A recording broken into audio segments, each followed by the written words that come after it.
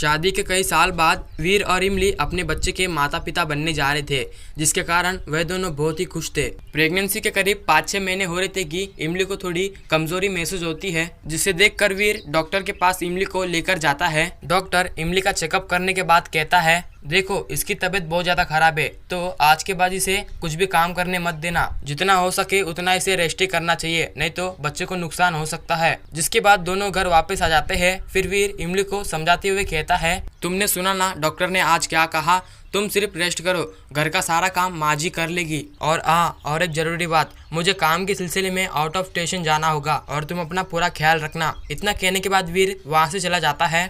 इसके थोड़ी देर बाद ही विमला इमली के पास आकर कहती है, इमली तुम यहाँ पे आराम से लेटी हो, जाओ जाकर घर का काम करो। फिर इमली कहती है, नहीं मैं घर का काम नहीं कर सकती हूँ, मुझे डॉक्टर ने आराम करने को कहा है। इतना सुनने के बाद विमला गुस्से से आग बबूला हो जाती है और कोने में पड़े एक डंडे को उठाती है और इमली को धमकाने लगती है और कहती है, अगर तुम घर का काम नहीं करोगी तो मैं तुम्हें इसी डंडे से मारूंगी। फिर इसी तरह कुछ दिन बीत जाते हैं, लेकिन विमला के अंदर कोई बदलाव नहीं आया। वे हर रोज इमली को किसी न किसी बात पर डंडे से मारती थी। अचानक एक दिन इमली को लेबर पेन शुरू हो जाता है। फिर वो अपनी बहन ट्विंकल को फोन कर कहती है, ट्विंकल माँ जी तो पागल हो गई है, वो मुझे मार देगी, तुम आकर मुझे जल्दी से हॉस्पिटल लेकर जाओ। उस समय शहर में लॉकडाउन लगा हुआ होता है। ट्विंकल उधर इधर देखती है, पर उसे ले जाने के लिए एक भी रिक्शा या ऑटो नहीं मिलता। तभी ट्विंकल की नज़र पास में एक ठेले के पास पड़ती है। तभी वो उस ठेले के ऊपर ही इमली को हॉस्पिटल लेकर जाने लगती है। अचानक विमला वहाँ पे आकर इमली को डंडे से पीटने लगती है। उसी समय वीर वहाँ पर आता है और विमला को पकड़कर मेंटल हॉस्पिटल में भर्ती कर देता है।